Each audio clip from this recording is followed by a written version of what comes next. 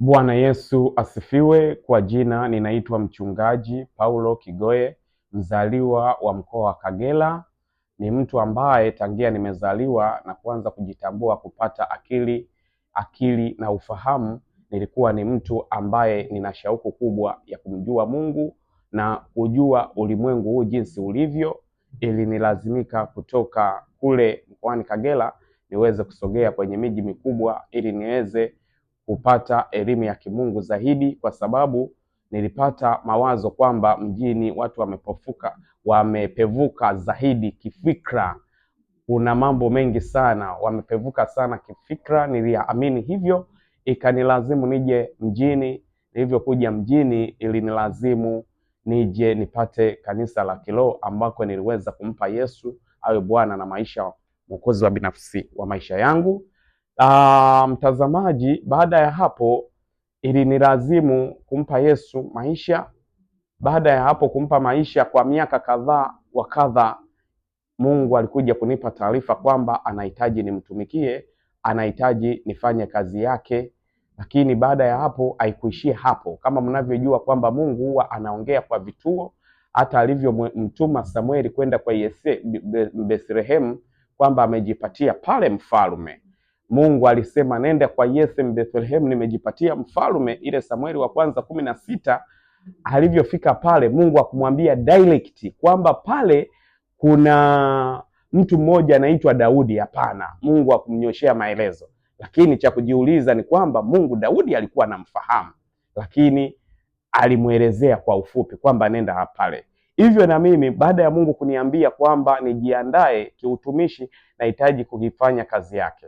Maandalizi niliyoyafanya, niliamua kuitafuta elimu kama neno la Mungu linavyotueleza kwamba tusiache elimu iende zake, tena tuikamate, maana huo ndio uzima. Nililazimika kwenda kusoma, na baada ya kwenda kusoma, baada ya hapo kumaliza ile elimu pata degree zangu na diploma za theology za kutosha.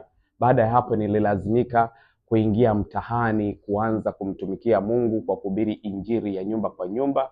Hivyo basi uko mtahani nilivyopita, nimegundua watu wana wito, watu wana uhitaji, wanamhitaji Mungu, watu wana kiu ya kumjua Mungu. Hivyo basi nimekuwa nawaombea na wafundisha neno la Mungu. Imefikia hatua ninatamani niwakusanye mahala pamoja. Hapa niko Dar es Salaam, ninatamani niwakusanye mahala kwa pamoja ili niweze kuwahudumia, kuwalisha neno la uzima.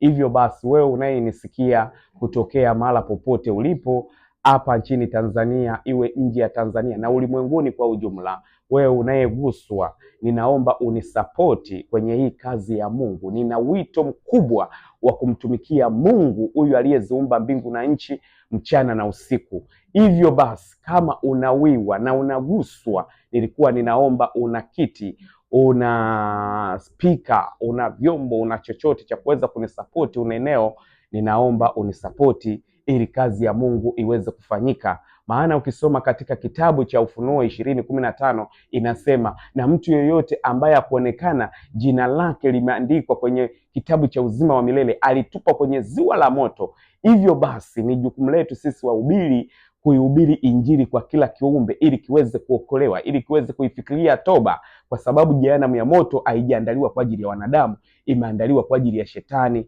na malaika zake. Hivyo basi wewe unayenitazama, unayeguswa, ninaomba sana uweze kunisapoti kwa kila ambacho utakuwa umeguswa. Nina wito wa kumtumikia Mungu kuliko maelezo, kuliko unavyoniona, kuliko unavyofikiria. Ninaomba sana sana sana sapoti yako ya hali na mali, na Mungu wa mbingu akubariki sana.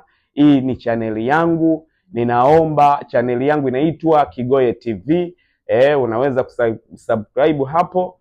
Utakuwa unaona nitakuwa narusha na vipindi vya mahubiri kwenye hiyo chaneli yangu. Naweza kunisaidia kwa kusambazia watu wengine, na Mungu wa mbingu akubariki. Ninaomba wewe uliyenitazama, niombe kwa ajili yako. Baba, katika jina la Yesu Kristo wa Nazareti aliye hai, asante kwa ajili ya uweza wako, asante kwa ajili ya neema zako, asante kwa ajili ya huyu mtu ambaye ameweza kunitazama kwenye hiki kipindi cha chaneli ya Kigoye TV. Asante kwa ajili ya neema yake, asante kwa ajili ya uweza wako na nguvu. Mungu, ninaomba umlinde, umtunze, umbariki aingiapo na atokapo.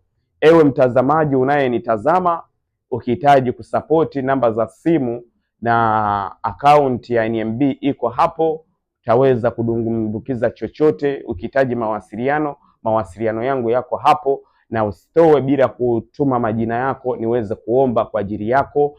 Mungu akubariki sana. Mungu muumba mbingu na dunia, asanteni sana kwa kunisikiliza. Amen.